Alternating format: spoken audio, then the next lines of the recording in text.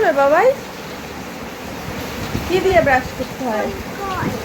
Call দিয়ে? কার call? বাবা বাবা বলে বাবা চুগুলো হামি দিয়ে দাও তো মা।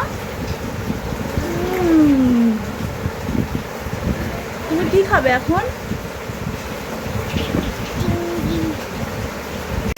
দেখো কি জোরে বৃষ্টি এসছে আজকে, উঠোন পুরো ভরে গেছে, যে জুতো ভাসছে। আর আজকে আমাদের বাড়ি রান্না হবে খিচুড়ি আর ইলিশ মাছ ভাজা।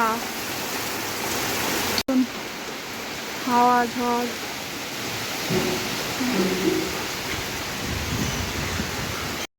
তো এখানে খিচুড়ির জন্য প্রিপারেশন শুরু হয়ে গেছে। এখানে আলু ভেজে রেখে দিয়েছে, নারকেল দিয়ে হবে খিচুড়িটা, নারকেল কেটে রেখেছে।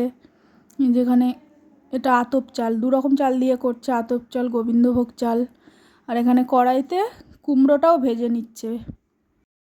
আর তোমাদের কাদের কাদের আমার মতন খিচুড়ি ভালো লাগে অবশ্যই কমেন্ট করে জানাবে।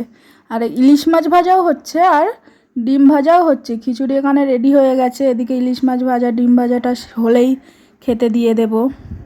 তো রান্নাবান্না সব হয়ে গেছে, তো কেমন খেতে হয়েছে শুনে নাও এদের কাছ থেকে। আহা এবার বলো কেমন লাগছে?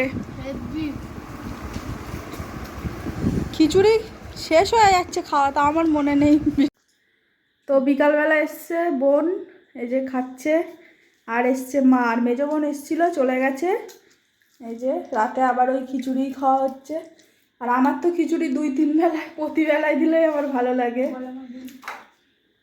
কিন্তু আমি এবারে খাবো। এই যে ডিম ভাজা।